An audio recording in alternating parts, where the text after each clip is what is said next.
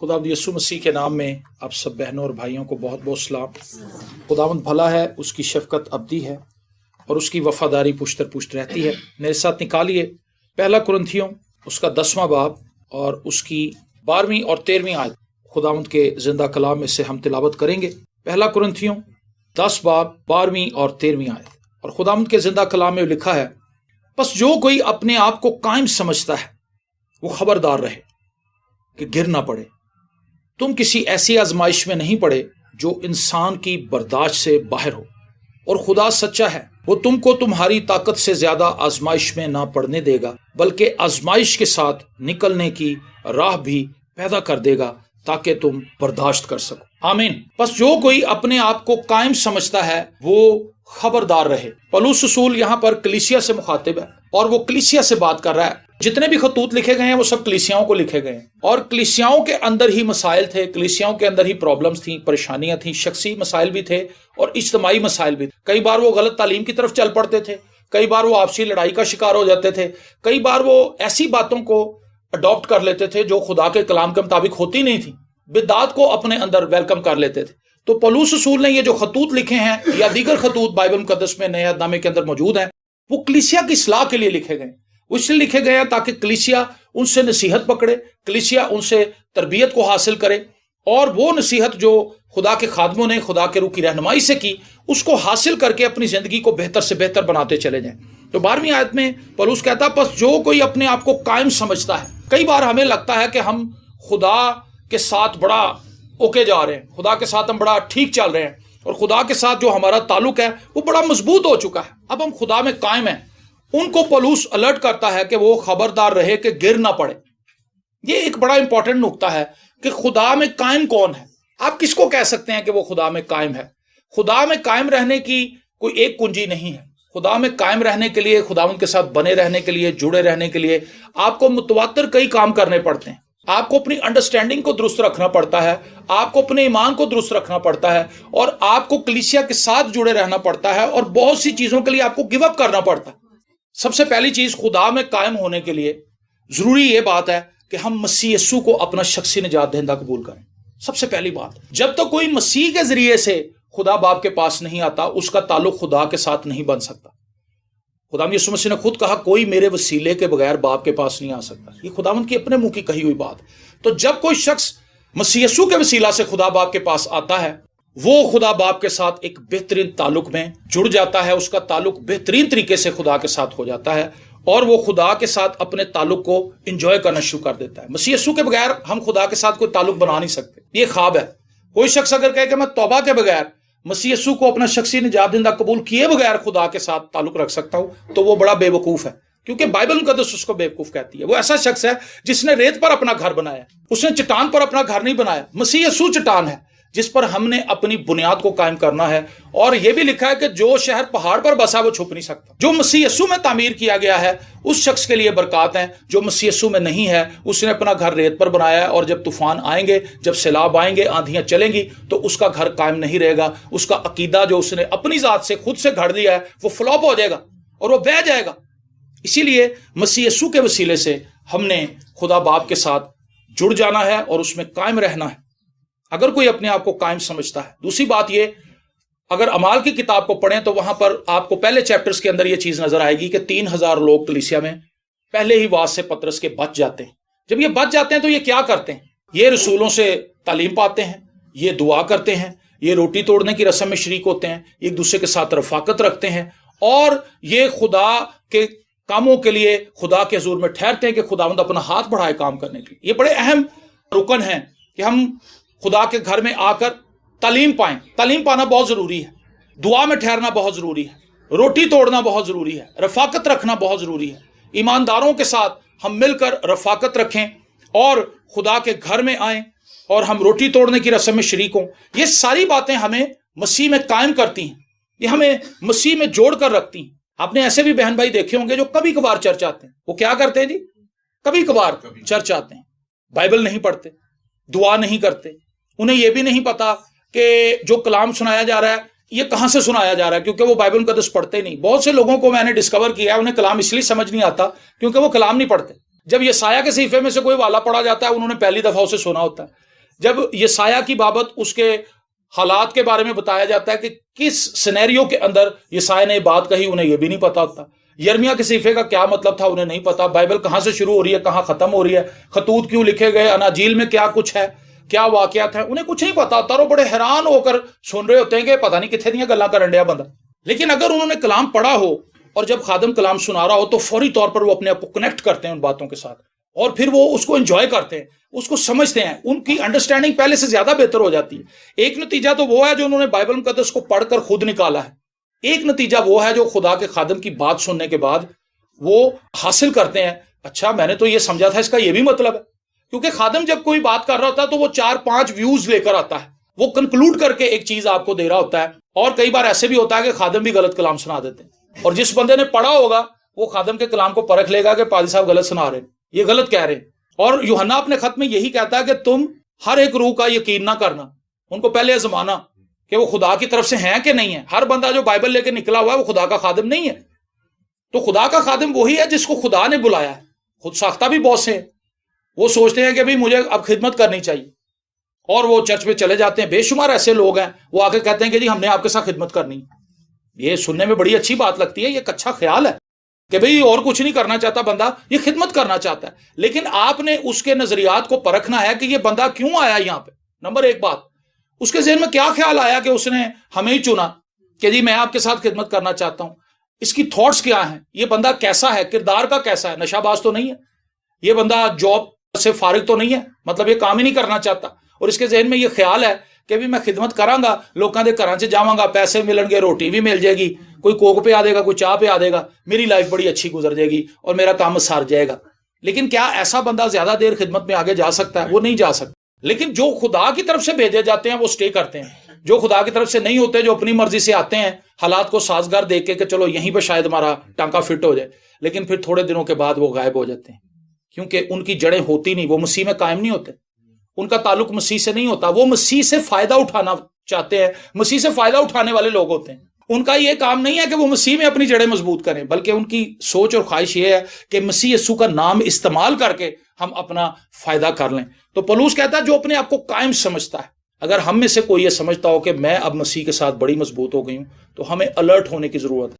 क्योंकि मेरा और आपका जो दुश्मन है वो एक दिन भी छुट्टी नहीं करता, एक दिन भी वो छुट्टी नहीं करता। हम यहां पर 1 घंटा दुआ करके जाएंगे, रात को भी यहां पर 1 घंटा दुआ होगी, 22 घंटे फिर भी बच जाते हैं। 22 घंटों में हमने क्या करना है वो आप जानते हैं, मैं जानता हूं क्या कर रहे हैं 22 घंटों में। तो शैतान जो है वो डेली आपके पीछे लगा हुआ, वो बिल्कुल आपको स्पेयर नहीं छोड़ेगा। आप ये शायद समझें, मैं ये बात समझूं, या हम में से कोई ये बात अपने जहन में गुमान कर ले इस बात का कि जी मैं अब रेगुलर दुआ के लिए जाती हूं तो शैतान है मुझसे बहुत दूर जा चुका है, वो कोसों दूर है मुझसे। अगर आप क्राइस्ट की लाइफ को पढ़े तो आपको नजर आएगा कि शैतान यीशु के साथ साथ ही था। उसने उसको आजमाया, उसको आजमाने के बाद उसके सामने आजमाइशें लेकर आया, परेशानियां लेकर आया, और वो मुतवातर फकियों फरीसियों के जरिए से बोलता रहा, हालात और वाकयात के जरिए से जगड़ता रहा खुदावंत को। लेकिन खुदावंत बड़ी हिकमत और दनाई से उसके हर वार को फेल करते रहे। एक ईमानदार के लिए भी ये चीज जरूरी है, अगर वो खुदावंत को नहीं छोड़ता, अगर वो खुदावंत के साथ लगा रहता है, जहां पर खुदावंत यीशु मसीह ने उसको कहा था कि शैतान तो मुझसे दूर हो, जब 40 दिन की रोजे और फाके के बाद वो खुदावंत से मिला था कि तू हैकल से अपने आप को गिरा दे, तेरी बाबत ये लिखा है, तू पत्थरों से कह तो वो रोटियां बन जाएंगी। तो खुदावंत ने उससे कहा कि तू दूर हो मुझसे, चला जा यहां से। तो लिखा है वो कुछ देर के लिए यीशु से जुदा हुआ, कुछ देर के लिए। अगर वो यीशु को फॉलो कर सकता है, यीशु के पीछे पड़ा रह सकता है, तो मेरा और आपका क्या लेवल है, मुझे और आपको वो किस लेवल पर डील करेगा। हम तो छोटी छोटी बातों से गिर जाते हैं, लेकिन हम कई बार अपने आप को बड़ा कायम समझ रहे होते हैं। हम ये सोच रहे होते हैं, गुमान कर रहे होते हैं कि मैं ठीक हूं, दूजे गलत। ये चीज हमें मसीह से दूर लेकर जाती है। अपनी रास्तबाजी पर फख्र करना, ये हमें मसीह में कायम नहीं रहने देती चीज। हमें इस बात पर फख्र करना है कि मसीह यीशु के वसीले से मैं रास्तबाज हूं, मसीह यीशु की रास्तबाजी की वजह से खुदा बाप की नजर में मैं रास्तबाज हूं। अगर मैं मसीह में हूं तो मैं रास्तबाज हूं, अगर मैं मसीह में नहीं हूं तो चाहे मैं जितना भी अच्छा हूं, चाहे मैं कितना भी नेक हूं, चाहे मैं कितने ही लोगों की हेल्प कर रहा हूं, मदद कर रहा हूं, लोगों को खाने खिला रहा हूं, उनको कपड़े दे रहा हूं, उनकी बच्चों की फीसें दे रहा हूं, और उनकी दवाइयां उनको लेकर दे रहा हूं, हर तरह से उनको अकोमोडेट कर रहा हूं, लेकिन अगर मैं मसीह के साथ नहीं हूं तो ये सारी चीजें मेरे किसी काम की नहीं, क्योंकि ये बहुत लो लेवल की चीजें हैं। मसीह के बगैर खुदा को जो स्टैंडर्ड दरकार है वो बहुत बड़ी रास्तबाजी है, वो मसीह की रास्तबाजी। मसीह की रास्तबाजी के बगैर खुदा को और कोई रास्तबाजी दरकार ही नहीं। इसीलिए तो उसने अपनी जान दी। अगर यीशु के खून के बगैर भी ये काम हो सकता तो फिर तो बड़ा आसान था। रुपए पैसे वाले लोग तो सारे बच जाते। यहां पर बेशुमार लोग हैं, वो लोगों को रोटियां खिला रहे हैं, दस्तरखान खोले हुए। उसके पीछे यही है कि गरीब लोग जब रोटी खाएंगे हाथ चुक के दुआ करेंगे तो मेरे सवाब वध जाएंगे। ये इंसानी सोच के मुताबिक बहुत अच्छा ख्याल है, बहुत अच्छी थॉट है कि भी हम दूसरों की मदद करें। लेकिन अगर ख्याल ये है कि इन नेकियों को करने के बाद खुदा जब मुझे तोलेगा तो मेरी नेकियां ज्यादा निकल आएंगी, तो फिर खुदा मुझे ले जाएगा। खुदा ने इस तरह से नहीं देखना हमें। खुदा ने ये देखना कि भी इसके ऊपर मेरे बेटे यीशु का खून है कि नहीं। अगर नहीं है तो वो बंदा फारिग है, क्योंकि खुदा की नजर में वो शख्स कामयाब नहीं होगा। उसने एक दिन लोगों को रोटी खिलाई है, रोज रोटी खिलाता है, लेकिन उन पैसों को कमाने के लिए जिन लोगों को वो तबाह कर रहा है, स्मगलिंग कर रहा है, शराबें बेच रहा है, असलहा बेच रहा है, इन सब चीजों को बेच के ही तो वो इतना पैसा बना रहा है। लैंड बेच रहा है, लोगों की जमीनें हथियार है, थोड़ा रेट दे के ज्यादा जमीन खरीद रहा है, हुकूमती नुमाइंदों के साथ मिलकर कागजात को खुर्द बुर्द कर रहा है। तो ये सारे गुनाह किधर जाएंगे? देखें तो उसकी एक साइड पे रह जानी। तो जिस भी शख्स को खुदा तोलेगा अगर उसकी नेकियों और गुनाहों के जरिए से, तो हर शख्स के गुनाह ही ज्यादा निकलने। हम तो अपनी सोचों में, अपने ख्यालों में हर वक्त इन चीजों के अंदर घिरे रहते हैं। हमारे जहन के अंदर शैतान ये ताने बाने बुनता रहता, फलाना ऐसा, फलाने ने ये किया, फलाने ने यह कहता, फलाना उधर जा रहा है, उन्हें मैंने इग्नोर किया, ये इन चीजों को हम अपने जहन में हर वक्त लगाए रखते हैं। तो ये हम गुनाह ही कर रहे हैं। तो शैतान इन चीजों को जानता है कि मैंने इन चीजों में इनको उलझा के रखना, लेकिन खुदा को ये बात पता है कि अगर ये मसीह यीशु में है तो मसीह यीशु की रास्तबाजी इनको बचा सकता है। आमीन। तो पौलुस ये कहता अगर कोई अपने आप को कायम समझता है, कायम आप उसी वक्त हैं, कायम हम उसी वक्त हैं जब हम मसीह यीशु में हैं। यूहन्ना रसूल की मार्फत अंजीली बयान के 15वें बाब में खुदावंद यीशु मसीह ने कहा कि अंगूर का हकीकी दरख्त मैं और तुम डालियां हो, मेरा बाप क्या है वो बागबान, और जो डाली मुझ में पैवस्त रहती वही फल लाती। जो उसमें कायम है उसी को तने से खुराक मिलती है, उसी को मिनरल्स मिलते हैं तने से, और फिर वो आगे से फल प्रोड्यूस करता है। लेकिन वो डाली जो कट के नीचे गिर जाती है उसको खुराक मिलने पीछे से बंद हो जाती है, और उसका मुकद्दर क्या है? सूख जाना। आज बहुत से क्रिश्चियन लोग ऐसे हैं जिनकी जिंदगियां सूख चुकी हैं, घराने ऐसे हैं मसीह की बरकत उनकी लाइफ के अंदर नहीं है। झगड़े, फसाद, मुसीबतें, आफतें, और पुलिस उनके पीछे लगी हुई है, और पर्चे उन पे हुए हुए हैं, छोटे छोटे घरों पे लड़ाई झगड़े पड़े हुए हैं, एक दूसरे के ऊपर स्टे ऑर्डर लेकर आए हुए हैं, मोहल्लेदारों को साथ मिला के मार कुटाई कर रहे हैं, पता नहीं क्या कुछ कर रहे हैं। वजह सिर्फ ये है कि उनकी सप्लाई लाइन बंद हो चुकी है, वो कट चुके हैं, और वो जो मसीह से कट चुका है वो कायम नहीं है। तो वो कहता कि खबरदार रहे। अगर आप रोज चर्च आ रहे हैं तो ये अलर्ट होने वाली बात है कि लो जी मैं तो डेली चर्च जानी है, मैं तो चर्च जाना हूं, मैं तो रात को भी जाता हूं, मैं तो संडे को भी जाता हूं, मैं तो बुध को भी जाता हूं, मैं खुद भी कलाम पढ़ता हूं, मैं बड़ा सेट। और कई बार इन्हीं चीजों पर हम फख्र करने लग जाते हैं, हम दूसरों के साथ फिर कंपेयर करते हैं। ये हमारी इंसानी जबिलत और फितरत है, ये पुरानी इंसानियत है, दूसरों के साथ अपने आप को कंपेयर कर। दो शख्स जो हैकल में गए थे वो क्या कर रहे थे? वहां पर दो कैटेगरीज हैं। एक शख्स हैकल में गया, वो अंदर चला गया, वो कलाम को जानता था, वो अंदर गया, उसने खुदा से दुआ करनी शुरू की। ऐ खुदावंद मैं तेरा शुक्र करता हूं कि मैं रोजा भी रखता हूं, ऐ खुदावंद मैं तेरा शुक्र करता हूं कि मैं दाइया की भी देता हूं, ऐ खुदावंद मैं तेरा शुक्र करता हूं मैं ये भी करता हूं, मैं ये भी करता हूं, मैं हदिया भी देता हूं, सारी नेकियां खुदा गिरान लग पे। और फिर उसने एक बड़ी घिनौनी हरकत की। उसने कहा मैं उस शख्स की तरह नहीं जो बाहर खड़ा है, मैं महसूल लेने वाला नहीं, मैं बहुत नेक आदमी। और दूसरा शख्स जो बाहर था उसने अंदर वाले से अपने आप को कंपेयर नहीं किया, उसके ऐब नहीं गिनाए कि खुदावंद मैनू भैड़ा कह रहे आप बड़ा भैड़ा। उसने कहा खुदावंद मैं तो इस लायक नहीं कि तेरे घर आऊं। खुदावंद यीशु मसीह ने ये बात अपने रसूलों को बताई, शागिर्दों को बताई, और खुदावंद ने उनसे सवाल किया कि मुझे बताओ इन दोनों में से कौन सा शख्स खुदा की नजर में रास्तबाज बन के गया? तो रसूल कहने लगे वो जो बाहर है। हालेलुया। क्योंकि उसने इंसानों के साथ अपने आप को कंपेयर नहीं किया। अगर आप इंसानों के साथ अपने आप को कंपेयर कर रहे हैं तो आप एक बहुत लो लेवल पर अपनी लाइफ को लेकर आ जाएंगे। आप अपने स्टैंडर्ड को क्राइस्ट के साथ मिलाने की कोशिश करें।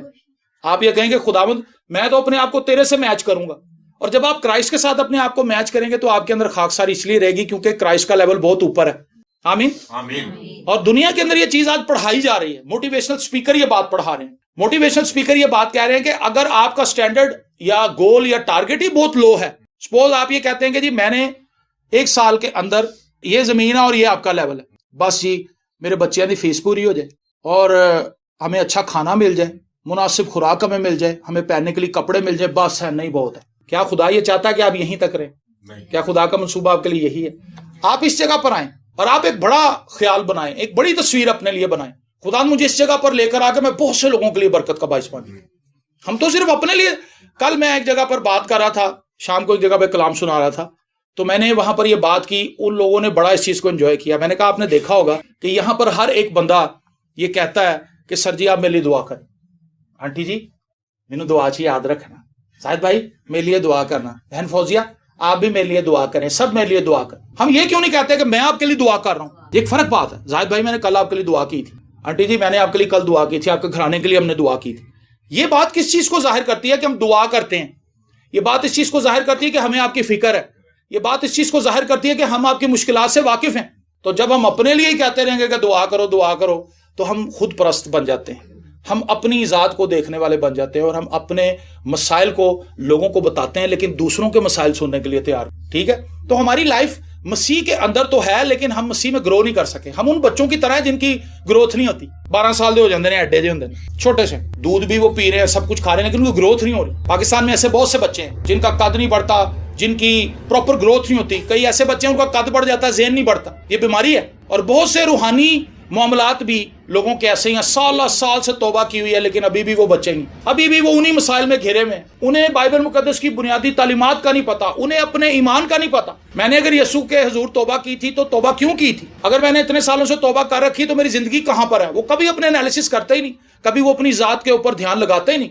तो पौलुस ये कहता है कि वो खबरदार रहे शख्स जो अपने आप को कायम समझता है। क्या मैं वाकई कायम हूं या मैं ये समझता हूं कि मैं कायम हूं? इन दोनों बातों में बड़ा फर्क है। एक शख्स मसीह में अगर कायम है और एक शख्स सिर्फ ये समझता है कि मैं कायम हूं जबकि वो कायम नहीं है।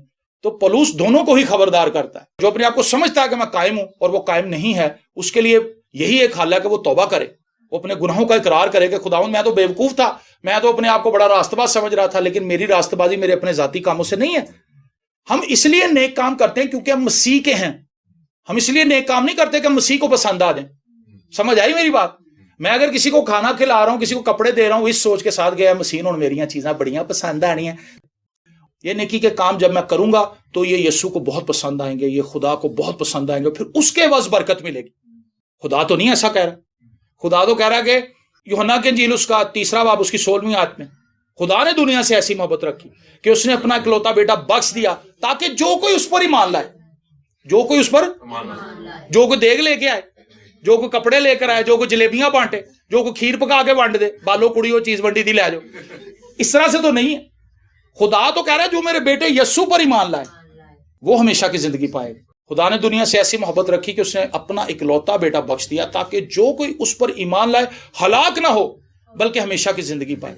जो मसीह यस्सु के वसीले से खुदा बाप के पास आता है वो कायम होता है खुदा के साथ, और जो मसीह के अलावा आता है अपनी नेकी और रास्तबाजी के कामों को लेकर, खुदा की नजर में उनकी कोई वैल्यू नहीं है। वो अच्छे काम है, उनसे लोग आप खा भी लेंगे रोटी, सब कुछ हो जाएगा, लेकिन वो इस स्टैंडर्ड की चीजें नहीं कि वो खुदा को पसंद आ जाए। आपने देखा होगा जो छोटी छोटी कंपनीज हैं पाकिस्तान के अंदर, ये ड्रेसेस बनाती हैं कई किस्म के, और इसके अंदर टी शर्ट्स पाकिस्तान में बहुत बनती हैं। गारमेंट का जो काम करते हैं वो बाहर सैंपल भेजते हैं बाहर की कंपनियों में कि सर ये हमने चीज बनाई है, ये प्रोडक्ट है हमारी, ये ट्राउजर्स हैं, ये मोजे हैं, ये जैकेट्स हैं, ये टी शर्ट्स हैं, आप इनको देखें, ये दस्ताने हैं। सियालकोट में बेशुमार ऐसी जगह है, फैसलाबाद के अंदर बन रही। तो जब वो बाहर भेजते हैं तो उनका क्वालिटी टेस्ट होता है। जब क्वालिटी टेस्ट होता है तो वो वहां से उनको भेजते हैं कि सर जी नहीं, ये क्वालिटी सही नहीं है, इसके अंदर धागा आपने सही नहीं लगाया, इसके अंदर जो आपने मशीन यूज किया मशीन अच्छी क्वालिटी की नहीं थी, इसको दोबारा से बेहतर बनाए, बेहतर बना के हमारे पास लाएं। ठीक है, एक छोटी सी कंपनी जो आपकी प्रोडक्ट का इस कदर से पोस्टमार्टम कर सकती है, तो खुदा देखता कि भाई जिस नजर से ये लेकर आया चीजें उसका तो नजरिया ठीक नहीं, ये तो गलत नजरिए से लोगों। और कई बार इन देगों के पीछे, इन हेल्प करने वाली बातों के पीछे हमारा अपना बोलबाला करने का ख्याल होता है कि लोग हमें अच्छा समझें, लोग कहें वाह भाई वाह बहुत अच्छे लोग हैं यार, कितनी हेल्प कर देने लोगों की। अगर ये नजरिया है तो ये खुदा के लिए काबिल कबूल नहीं। खुदा चाहता है कि हम खाकसारी से पहले उसके बेटे यस्सु के पास आए, और जब उसके बेटे यस्सु के पास आ जाएंगे फिर उसमें रहकर जो हम नेकी के काम करेंगे वो पोशीदगी में करेंगे। एक जगह पर हम गए, वहां पर इबादत हो रही थी, तो कलाम के बाद एक भाई ने अनाउंसमेंट की जो कि वहां का पादरी था। उसकी अनाउंसमेंट सुन के मैं लरस गया। उसने अनाउंसमेंट की, उसने कहा जितने भी गरीब लोग हैं वो सब स्टेज पे आ जाए, उनके लिए हमने पैकेट्स रखे हुए हैं, हम उनकी मदद करना चाहते हैं। मतलब वो पूरी कलीसिया से दसना चाहता सी गया गरीब ने, जो तू अपने देने हाथ से देता तेरे बाएं को उसका पता ना चले, पोशीदगी में देना है। और फिर दुआ जो हमने करनी है वो भी पोशीदगी में करनी है, रोजा जो हमने रखना है वो भी हमारा पोशीदगी का रोजा है। खुदा उन कामों के वसीले से हमें बरकत देता है जो हम पोशीदगी में करते हैं। लोगों की मदद करना, हेल्प करना, ये छुप छुपा के करने वाले काम है, किसी को कानों कान खबर ना हो। क्योंकि अगर आपने इंसानों से प्रेस चाहनी है तो वो कुछ दिनों की होगी। इस बात को बड़े गौर से सुने। मैं अगर किसी की हेल्प करता हूं लोगों को दिखा के, तो 4 लोग जो खोते कहते वाह यार पादी साहब किड्डे नेक ने, किड्डे चंगे ने, हैं बड़े हलीम ने, ते पादी साहब ने देखो कितनी मदद कर देती है, खुदा दा शुक्र है। वो बंदा भी कहेगा थैंक यू। लेकिन कितने दिन लोग याद रखेंगे? चौथे दिन उन्होंने मेरे को गल लभ जानी, मैंने उन्होंने उड़ा के रख देना, पादी साहब ने गुस्सा आ गया, है ना गुस्सा किया, तो मेरी वो नेकी फारग हो गई। लेकिन अगर मैंने छुप के मदद की होगी तो वो खुदा के रजिस्टर में चली जाएगी। जो नेकी खुदा के रजिस्टर में चली जाएगी उसका मुझे रॉयल्टी मिलती रहनी सारी उम्र। रॉयल्टी को समझते हैं? बड़ी कंपनियों के अंदर जब आप कोई गाना देते हैं, कोई फिल्म देते हैं, कोई भी प्रोडक्ट अपनी देते हैं, सपोज आप ऑक्सफोर्ड की मिसाल ले लें। ऑक्सफोर्ड की मैं मिसाल आपको देता हूं। ऑक्सफोर्ड एक इदारा है जो बच्चों की किताबें छापता है, बड़ों की किताबें भी छापता है। अगर आपने कुछ नज़में लिखी हैं, 10 से 20 नज़में लिखी हैं, आप ऑक्सफोर्ड के इदारे में चले जाते हैं कि ये बच्चों के लिए मैंने नज़में लिखी हैं, आप इसको देखें और आप इसकी किताब छाप दें। ऑक्सफोर्ड आपके सामने 2 ऑप्शन रखता है। एक ऑप्शन ये है, अगर उनको आपका माल पसंद आ गया, आपकी प्रोडक्शन पसंद आ गई, आपकी नज़में पसंद आ गई, तो आपसे कहेंगे कि 2 रास्ते हैं, आप किस तरह से हमारे साथ डील करना चाहते हैं। हम आपको इन 20 नज़मों के 10 लाख रुपए दे देते हैं। 10 लाख रुपया लें, हमारे साथ एग्रीमेंट करें और उसमें लिखें कि ये नज़में मैंने बेच दी हैं ऑक्सफोर्ड के आगे। दूसरी जो शिक है वो ये है कि आप रॉयल्टी पे काम करें। हम आपको 1% या 2% इसका देंगे और जब तक ये आपकी बुक चलती रहेगी आपको उसकी रॉयल्टी मिलती रहेगी। ये होती रॉयल्टी। रॉयल्टी जो है वो बड़ी देर तक चलती, बड़ी देर तक चलती। लेकिन वो शख्स जो लमसम पैसे ले लेता है, उसके पैसे लग भी जाते हैं, खत्म भी हो जाते हैं, लेकिन रॉयल्टी का चेक जो है वो उसको मंथली आता रहता है। जितनी किताबें, अब ऑक्सफोर्ड पूरे पाकिस्तान के अंदर इस पर लगा हुआ है। जिस बंदे की किताब वहां पर चली गई, उसकी छप गई, जितना उसने छप के निकलना है उतना ही चेक उसको अच्छा मिलेगा। ठीक है? तो जब आप खुदा के साथ काम कर रहे हैं तो ये इसी तरह से है, ये फॉरएवर के लिए आपके साथ चलता रहेगा। लेकिन अगर आपने लोगों को दिखा के करना है तो कर लें, वो प्रेज वक्ती है। ये इंसानों का तरीका है। हम एक दफा तारीफ कर रहे होते हैं किसी की, दूसरे दिन में हमारा नजरिया उसके लिए बदल जाता है। पलूस को वो कहने लगे कितना पापी आदमी है, समंदर से निकल के आ गया, यहां सांप ने इसको काट लिया। लेकिन थोड़ी देर के बाद जब उसने सांप को आग के अंदर फेंक दिया, पलूस को कुछ भी नहीं हुआ। थोड़ी देर के बाद ही नजरिया बदल गया। बैठे बैठे उनकी सोच बदल गई, कहने लगे ये तो कोई देवता है? पहले उसको कह रहे थे पापी है, गुनाहगार है, समंदर की मुसीबत में से निकल के आया, तो अब ये मर जाएगा थोड़ी देर के बाद। लेकिन फिर लिखा है कि उस टापू के अंदर जितने भी बीमार लोग थे वो सब पलूस के पास लाए गए और पलूस ने हाथ रख के सबको अच्छा कर दिया। आमीन। नजरिया तो बदल जाता है, लोगों का नजरिया बदलता रहता है। खुदा के नजरिए की फिक्र करें, खुदा के साथ खड़े हों। लोग आपको आज मिलेंगे, कल नहीं मिलेंगे, परसों फिर मिल लेंगे, चौथ फिर मिल लेंगे, ये मामला चलता रहता है। लेकिन अगर खुदा के साथ हमारा ताल्लुक ठीक है, it's okay, everything is good, फिर सब कुछ ठीक है, फिर हम सब चीजों को कंट्रोल कर सकते हैं। लिखा है बस जो कोई अपने आप को कायम समझता है वो खबरदार रहे कि गिर ना पड़े। तुम किसी ऐसी आजमाइश में नहीं पड़े। ये भी लोगों का बड़ा ख्याल है कि मेरियां मुसीबतां दुनिया दी सब तो वड्डियां मुसीबतां। ये गलत है, ऐसा नहीं है। तुम किसी ऐसी आजमाइश में नहीं पड़े जो इंसान की बर्दाश्त से बाहर हो। खुदा आपको किसी ऐसी आजमाइश में नहीं जाने देगा जिसको आप बर्दाश्त नहीं कर सकते। अगर किसी का बेटा मर गया है तो उसके अंदर इतनी कैपेसिटी थी, खुदा ने उसके अंदर इतनी सलाहियत पहले रखी थी कि उस गम को बर्दाश्त कर सके, अगर वो खुदावंद में है। अगर कोई खुदावंद में ना हो तो लोग मर जाते, खत्म हो जाते हैं, दुख को बर्दाश्त ही नहीं कर पाते, क्योंकि वो सवालात और वो ख्यालात बार बार उनके जहन में आते हैं, वो उनको डाउन करते जाते हैं और फिर थोड़े दिनों के बाद वो खत्म हो जाते हैं। लेकिन जो मसीह यीशु में है वो इन प्रेशर्स को फेस करने की सलाहियत रखता है, उसके अंदर कुव्वत होती है, जोर होता है और वो इन चीजों को बर्दाश्त कर लेता है। ये मैं आपको इंकरेज करना चाहता हूं कि आप अभी तक किसी ऐसी आजमाइश में नहीं पड़े जो आपकी बर्दाश्त से बाहर हो। और आगे लिखा खुदा सच्चा है, वो तुमको तुम्हारी ताकत से ज्यादा आजमाइश में ना पड़ने देगा। इस बात के लिए आप शुक्रगुजारी कर सकते हैं। मैं गुजरे सालों में जिन मुश्किलात में से गुजरा अपनी फैमिली के हवाले से, आप जानते हैं मेरे वालिदैन के लिए बहुत सी मेरी लाइफ के अंदर क्राइसिस थे, लेकिन मैं इन चीजों के लिए शुक्रगुजारी करता रहा कि खुदावंद में तेरा शुक्र करता हूं कि मेरे अंदर इतनी कैपेसिटी थी, तूने मेरे अंदर इतनी बर्दाश्त रखी हुई थी कि मैं चीजों को बर्दाश्त कर सका। मेरी पूरी फैमिली निकल गई आगे, कल ही रह गया मैं पीछे, लेकिन खुदा ने मुझे ये सलाहियत दी थी, खुदा ने मेरे अंदर ये कैपेसिटी रखी थी कि मैं इस दुख को बर्दाश्त कर सकता।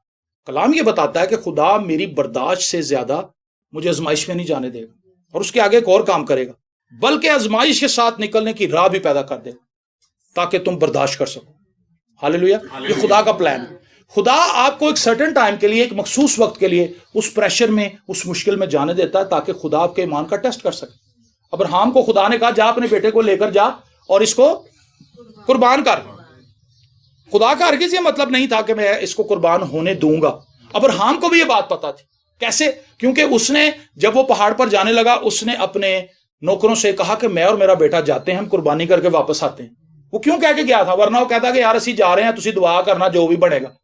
वो कुछ भी नहीं कह के गया। उसने अपने नौकरों को बिल्कुल नहीं बताया कि अंदर कहानी क्या है, खुदा मुझसे क्या कह रहा है और मैं किस काम को पूरा करने के लिए यहां पर आया हूं। इब्रानियों का मुसन्निफ इस बात को खोलता है। वो कहता है कि अब्राहम को यह बात पता थी कि खुदा मुर्दों को भी जिंदा कर सकता है। उसको पता था अगर मैंने अपने बेटे को मार भी दिया ना तो खुदा मैंने कल्ला वापस नहीं भेजेगा, मेरे बेटे ने जिंदा करके मेरे नाल भेजेगा। वो उस फेथ के साथ गया था, इसीलिए उसको ईमानदारों का बाप भी कहा जाता है। एक बहुत हाई लेवल का ईमान उसने शो किया।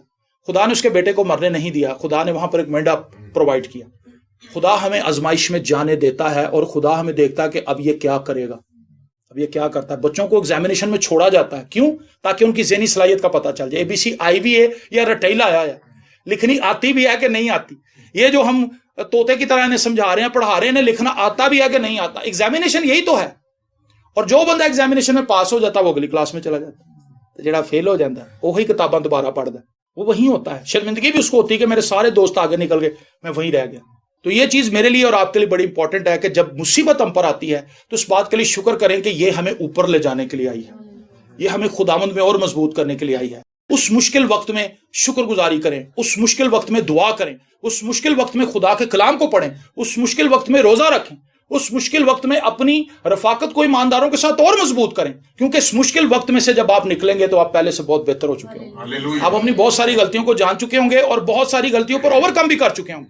और अयूब ने यह बात कही थी, वो कहता खुदा मुझे निकालेगा, और वो ये भी कहता कि मेरी ही आंखें देखेंगी ना कि बेगाना की आंखें। मैं खुदा की हैकल में जाके खुदा की शुक्रगुजारी करूं।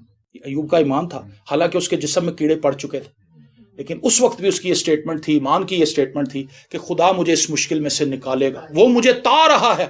उसने ये लफ्ज कहे। ताने का मतलब है जब सोने को आग में से निकाला जाता है, उसकी कसाफतें बाहर निकालते हैं, उसका रंगा, उसकी मैल सारी बाहर निकालते हैं, फिर सोना कुंदन बन जाता है। तो उसने कहा कि वो मुझे तार है, इन मुसीबतों के अंदर डाल के खुदा मुझे रिफाइन कर रहा है। तो एक ईमानदार जब मुश्किलों में से गुजरता है तो वो रिफाइन हो रहा होता है। आपकी लाइफ में जो भी मुश्किलात आ रही हैं, खुशी से उनको गले लगाएं और उनके लिए शुक्रगुजारी करें और ईमान में खड़े हो जाएं कि खुदा की नजर में ये कुछ भी नहीं है, खुदा ने इसमें से निकलने का रास्ता मेरे लिए। जब हम बुड़बुड़ाते हैं तो रास्ते बंद हो जाते हैं। जब हम खुदा के खिलाफ उन मुश्किलों में बोलना शुरू कर देते हैं ना तो फिर रास्ते बंद हो जाते हैं, खुला हुआ रास्ता भी हमें नजर नहीं आता। लेकिन जब कभी हम उन मुश्किलात में खुदा की तारीफ करना शुरू कर देते हैं तो फिर हमें दरवाजे खोलते हुए नजर आते हैं और हम उन दरवाजों में से बाहर निकल जाते हैं। हालेलुया। ऐसे बेशुमार वाकयात आपको बाइबल में मिलेंगे जब लोग बिल्कुल मुश्किल में घिर गए, खुदा ने एक ऐसा काम किया कि वो वहां से निकल गए। आमीन। खुदा अपने लोगों को उनकी बर्दाश्त से ज्यादा आजमाइश में नहीं जाने देता, क्योंकि वो सच्चा खुदा है, वो वफादार है, वो आपसे और मुझसे मोहब्बत करता है। अगर आप अपने आप को कायम समझ रहे हैं तो खबरदार रहें। मैं आपको अलर्ट करना चाहता हूं, अपनी लाइफ के अंदर खबरदार हूं। इसको इजी ना लें कि खुदा के बगैर भी मेरा गुजारा हो सकता है, ऐसा नहीं है। कुछ लोगों को मैंने देखा है, यहीं भी मैं इसको अंदर करूंगा, उनकी लाइफ इसी तरह से गुजर गई। 1 महीना खुदा ना ला लिया, 6 महीने शैतान ना ला ले, कभी खुदा के पास आ गए, फिर शैतान को चले गए, फिर खुदा। उनकी लाइफ इसी तरह से गुजर गई, बूढ़े हो गए और इसी में मर गए। वो खुदा की साइड पे आ ही नहीं सके, बार बार तौबा की, बार बार खुदा के पास आए, लेकिन फिर उनका जहन हट जाता है, फिर वो दूसरी तरफ लग जाते हैं। पता लगता है वो भाई तो आजकल ये काम कर रहा है, फिर कुछ 6 महीनों के बाद जो बहुत ही फटर हो जाता है फिर वापस आ जाता। फटर तो मतलब कट फट जाता है, शैतान होता बिल्कुल पटरा कर देता, फिर वो आ जाता है। भाई साहब बस गलती हो गई है, चंगे भले दुआ च लगे, सब पता नहीं की होया ज़हन, ओ भाई ज़हन नूं की होना, तू खुद अपने आप नूं ठीक कर। आइए अपने सरों को झुकाएं और हम सोचें, क्या मैं मसीह में कायम हूं? क्या मैं मसीह को जानता हूं? क्या मैं इस बात से वाकिफ हूं कि मसीह क्यों जमीन पर आया था, वो इंसान क्यों बना था? क्या मैं इस बात को जानती हूं कि यीशु का खून जब मुझ पर है तो इसका क्या मतलब है मेरी जिंदगी में?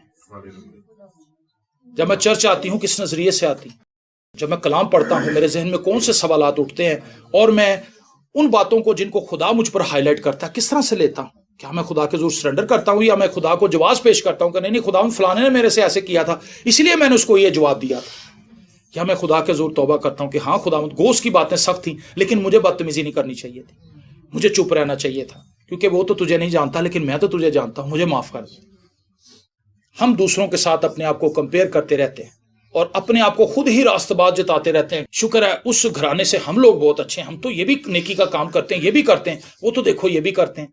हम लोगों से कंपेयर कर रहे हैं और लोगों से अपने आप को मिलाकर अपने आप को रास्तबाज और खुदा परस्त साबित कर रहे हैं। खुदावंद ये हमारी बेवकूफ़ी है, हम इससे बचा, हम इससे बचा। आज खुदावंद हम तेरे जोर दुआ करते हैं कि वो आजमाइशें, वो मुसीबतें जो हमारी लाइफ में हैं, हम खुदा बड़ी साबित कदमी के साथ इन मुसीबतों को फेस करें और तुझ में रहकर फेस करें। और जब हम तुझ में रहकर फेस करेंगे तू हमें मदद भी फराहम करेगा। जैसे तेरा बंदा दाऊद कहता है, बल्कि खा मौत के साए की वादी में से मेरा गुजरो, मैं किसी बला से नहीं डरूंगा क्योंकि तू मेरे साथ है। ए खुदावन, जब तू सच्चा खुदा हमारे साथ है तो फिर हमें परेशान होने की जरूरत नहीं। हम जरूर ही इन मुश्किलात में से, इन टेम्पटेशंस में से, इन आजमाइशों में से निकलेंगे और तेरी तमजीद और तेरी सताइश करेंगे। और लोग हमें देखकर खुदावन तेरी सताइश करेंगे, तमजीद करेंगे कि खुदावंद ने इस भाई की जिंदगी के अंदर बड़ा जलाली काम किया। खुदावंद, आज जितनी भी दुआएं हम सब ने की हैं, उन दुआओं का खुदावंद तू हमें जवाब देना। और खुदावंद, ये कलाम जो हमने सुना है, ये बातें जो हमने आज सुनी है, खुदावंद यकीनन ये तेरे रूह के वसीला से हम तक पहुंची।